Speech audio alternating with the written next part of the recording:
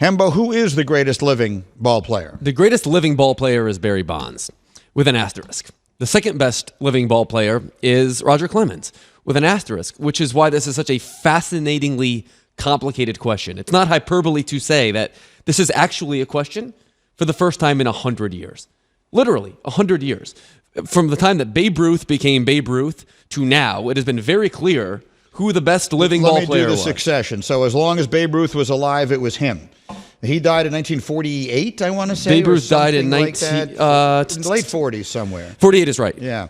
So at that point, the greatest living ball player, like who would have been one of the? Was Ty Cobb still alive? I don't know when those guys died. I mean, at that time, was it one of the? Was it? I mean, at that time, Joe DiMaggio was active. He was playing. That's what I mean. And he was probably that during Well, then he would have been that up until like 15 years ago or whenever it is that he died. He was considered that all that time. And insisted he be called that. No, I understand that. But my point is, none of those other guys that predated him would have been higher on the all-time list of greatest players? I mean, that's a tough one. I mean, Ty Cobb. Still alive? So Ty Cobb died in 1961, and he's a greater player historically than Joe DiMaggio. That's what I mean. Yeah, that's right. So then when he dies, let's just live in a world where he dies. Now DiMaggio gets that. Mm-hmm. Then he dies. Then is it Ted Williams and then Willie Mays, or would it have been Willie Mays anyway? I mean, honestly, Willie Mays is probably the answer to this question since like the mid 50s. Okay, fair enough. Right. Well, since Ruth died. Since Ruth died, and maybe even before that. That's a whole different debate that we won't get into here. One way or another, who's the answer now? The answer is Barry Bonds.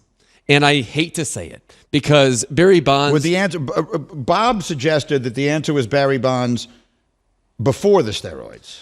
So that's a little bit more complicated because if you look at the pre-steroid version of Barry Bonds, he was better than, but very comparable to people like Mike Schmidt and what Albert Pujols became.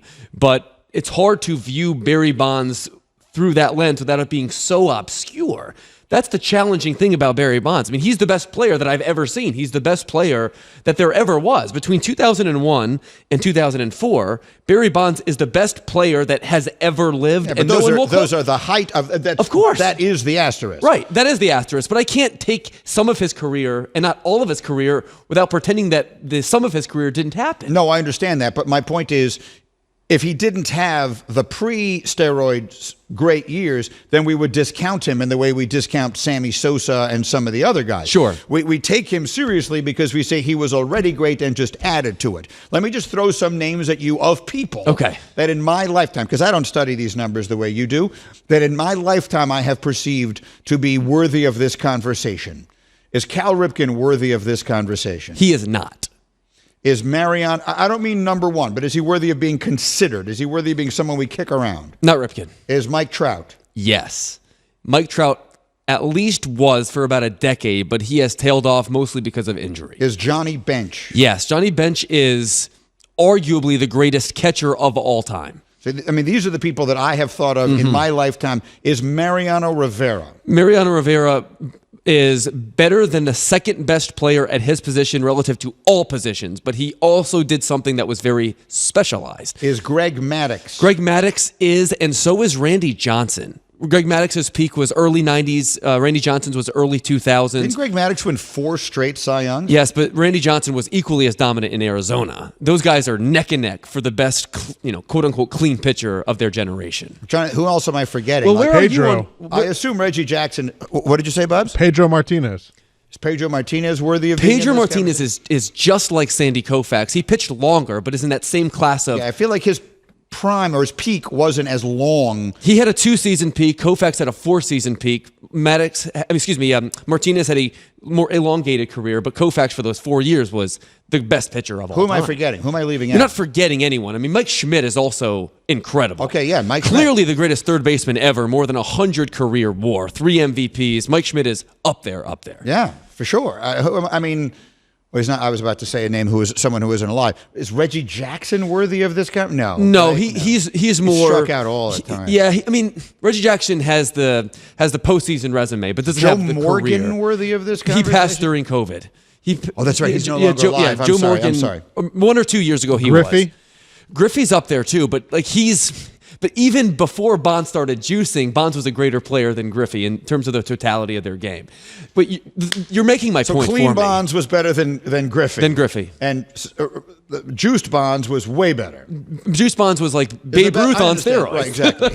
He was. It was unfairly good. He was almost like Barry Bonds on steroids. What were you asking me? Are you asking me if I would consider him that? Yes. The answer is no. I can't do it. I want him in the Hall of Fame. I believe Barry Bonds should be in the Hall of Fame.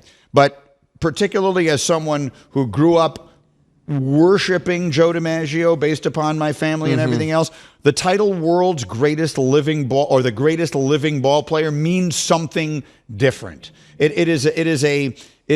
have to be, you are the standard bearer for Major League Baseball in every way, not just how good a player you are. I think that's right. I can't go there. I agree with you. So then who is it? Then it's it's probably Albert Pujols, who was one of Bob's finalists. Albert Pujols for 10 seasons in St. Louis was like as close to Barry Bonds as you could be and did so presumably clean.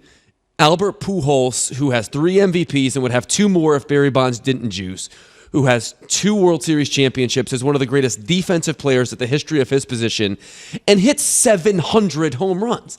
Albert Pujols actually had the kind of career that we remember, Willie Mays and Henry Aaron having had. It just happened so recently, and the second half of his career was so irrelevant that it's hard to wrap our minds around that. It's hard for me to wrap my mind around that.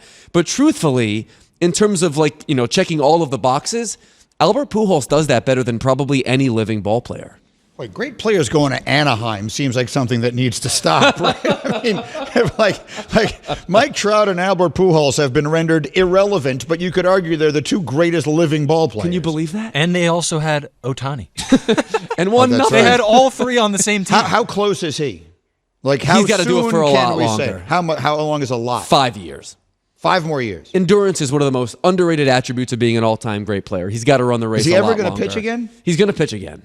He's going to pitch again as soon as next year, and how well he does that accelerates things. Big time. Right? Big time. That accelerates how fast you get someplace. Because when you do something that quite literally no one else in the conversation has even considered, that has to factor in.